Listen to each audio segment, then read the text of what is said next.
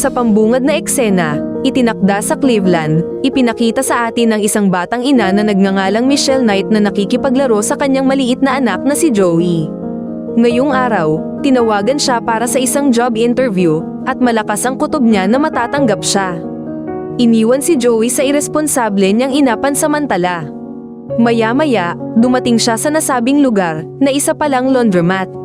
Sa kasamaang palad, nang malaman ng may-ari na si Michelle ay kulang sa mga kwalipikasyong pang-edukasyon, tinanggihan siya. Masama ang loob, umuwi si Michelle sa bahay, at laking gulat niya nang makita ang isang lasing na lalaki na nakahiga sa sopa. Binastos siya ng lalaki at marahas na itinulak ang kanyang anak. Sa ospital, nakita ng isang doktor ang mga bakas ng pang-aabuso sa katawan ni Joey, kaya ipinatawag si Michelle para sa interogasyon ng social services. At nagdesisyon sila na pansamantalang aalisin sa kanyang kustodiya ang bata. Pagkaraan ng ilang araw, nakipagkita si Michelle sa kanyang kaibigan sa paaralan. Inihayag ni Michelle na umalis na siya sa sira-sirang bahay ng kanyang ina at kasalukuyang nakatira sa kanyang pinsan. Dahil dito, umaasa siyang makukuha niya si Joey sa lalong madaling panahon.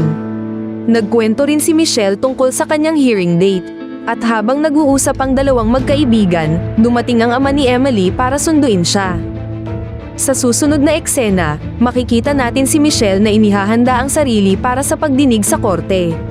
Nang biglang tumawag ang kanyang ina, sinabi niya na hindi niya ito may hahatid sa korte. Walang oras si Michelle para magalit dahil magsisimula na ang pagdinig sa loob ng 3 oras. Kaya pinilit niyang maglakad na lang kahit hindi sigurado sa address. Matapos maglibot sa mga kalye ng ilang oras, hindi pa rin mahanap ni Michelle ang lokasyon, kaya pumasok siya sa loob ng isang tindahan upang magtanong ng mga direksyon. Tinanong niya ang kahera, ngunit hindi siya natulungan nito. Sa sandaling iyon, nakita ni Michelle ang tatay ni Emily, si Ariel, na nagsasabing aabutin ng humigit kumulang 45 minuto upang makarating sa korte sa paglalakad. Nagpapanik si Michelle dahil 30 minuto na lang ang natitira sa oras. Kaya nag-alok si Ariel na ihatid na lang siya. Nakampante na si Michelle dahil nakahanap na siya ng masasakyan.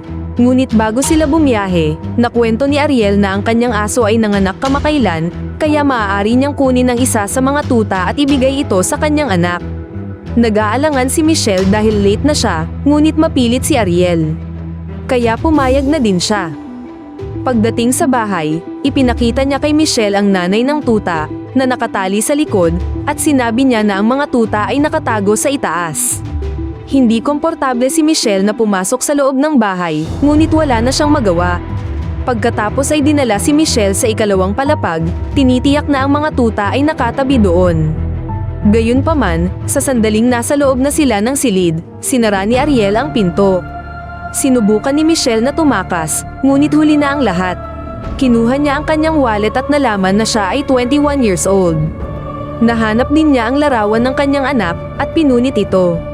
Nang magmakaawa si Michelle na pakawalan siya, naglagay si Ariel ng medyas sa kanyang bibig at tinapalan ito ng tape. Kinagabihan, binisita si Ariel ng ina niya. Nang marinig ni Michelle ang kanyang boses, inilabas niya ang kanyang buong lakas para humingi ng tulong, ngunit nagawa ni Ariel na itaboy ang kanyang ina.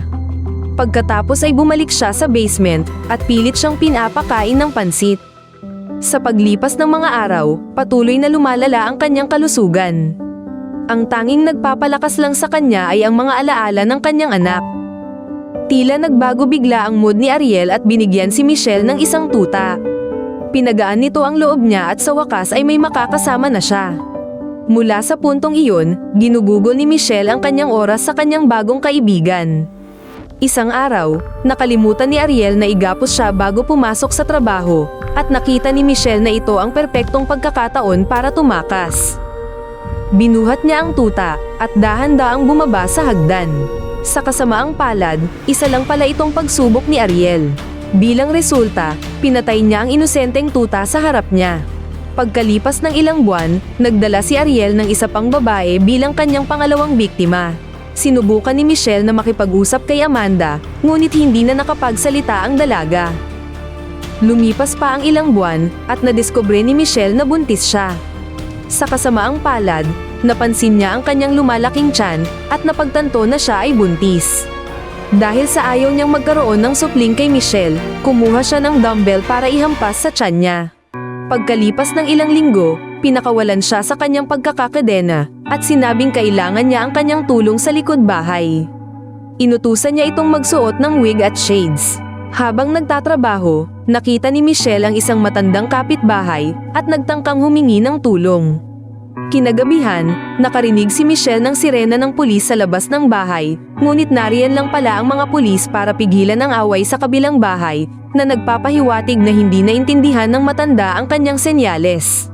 Nawawalan na ng pag-asa si Michelle at nagpa siya na tapusin ang lahat.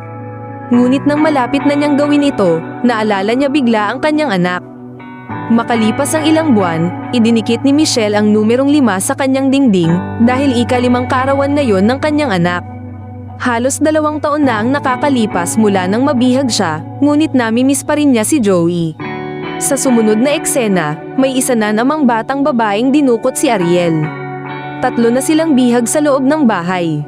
Narinig ng isang kapitbahay ang kanyang sigaw at ipinaalam sa mga awtoridad, ngunit walang ginawa ang mga pulis.